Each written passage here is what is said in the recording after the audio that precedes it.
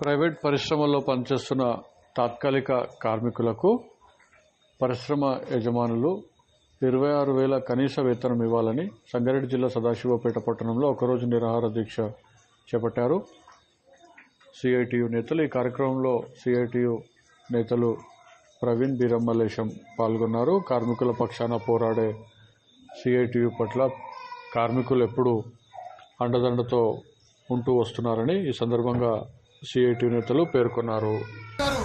ప్రారంభిస్తూ పూలమాలేసి ప్రారంభిస్తూ మనం కొడతారు ముందుగా ఎవరు వేసుకుంటారు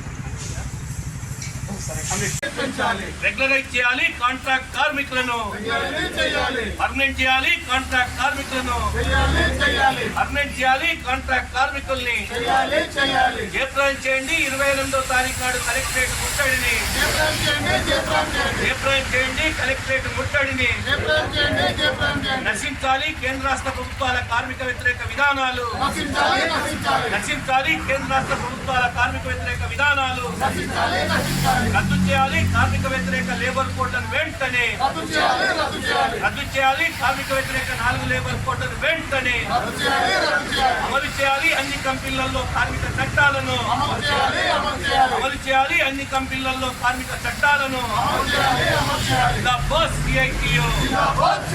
వర్ధిల్లాలి. కార్మికుల ఐక్యత వర్ధిల్లాలి. కార్మికుల ఐక్యత.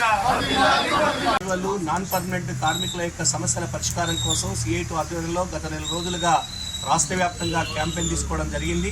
కాంట్రాక్ట్ కార్మికులు ఈరోజు పారిశ్రామిక కార్మికులలో పెద్ద ఎత్తున దోపిడీకి గురవుతున్నటువంటి కార్మికులు.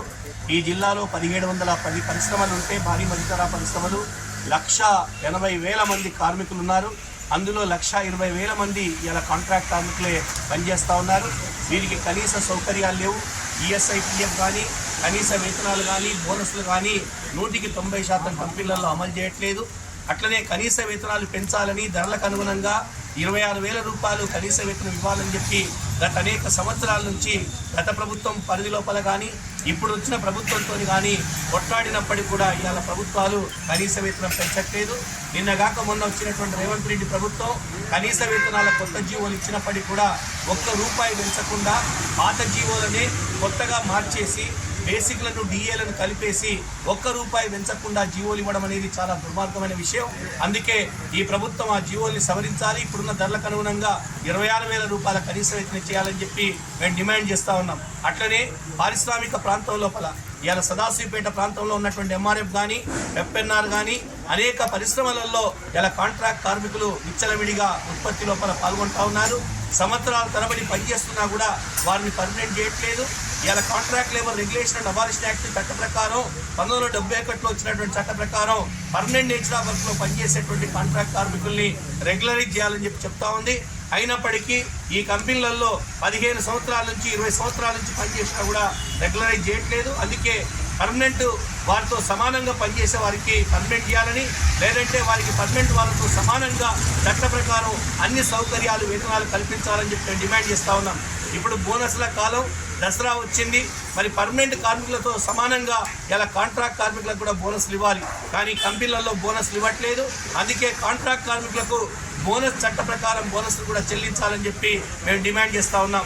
ఈ సమస్యల సౌకర్యాల సాధన కోసం రేపు రాష్ట్ర వ్యాప్తంగా అన్ని జిల్లా కలెక్టరేట్ల ముందు 28వ తారీఖు నాడు కలెక్టరేట్ ముట్టడి కార్యక్రమం జరుగుతూ ఉంది. మహాధర్నాలు జరుగుతూ ఉన్నాయి. ఈ ధర్నా కార్యక్రమాల లోపల కాంట్రాక్ట్ కార్మికులు, పర్మనెంట్ కార్మికులందరూ కూడా పెద్ద ఎత్తున దీనిలో పాల్గొనాలని చెప్పి మేము విజ్ఞప్తి చేస్తూ ఉన్నాం. ఈ ధర్నా చేయడం ద్వారా ఈ రాష్ట్ర ప్రభుత్వానికి కళ్ళు జరిపించాలని చెప్పి ప్రయత్నం చేస్తూ ఉన్నాం. రాష్ట్రం కానీ కేంద్రం కానీ కార్మికుల పట్ల, కార్మికుల సమస్యల పట్ల ఇవాళ పట్టించుకోవట్లేదు. లేబర్ కోడ్లు తీసుకొచ్చి ఉన్న హక్కుల్ని హరించే విధంగా మోడీ ప్రభుత్వం ప్రయత్నం చేస్తూ ఉంది. 4 లేబర్ కోడ్లు అమలైతే చట్టాలన్నీ కూడా రద్దయ్యేటువంటి అవకాశం ఉంది. అదేవిధంగా కార్మికులకి కనీసపరమైనటువంటి సౌకర్యాలు దక్కే అవకాశం లేదు. హక్కులు కోల్పోతారు. యూనియన్ల యొక్క పరిమితి అనేటువంటిది తగ్గిపోతుంది.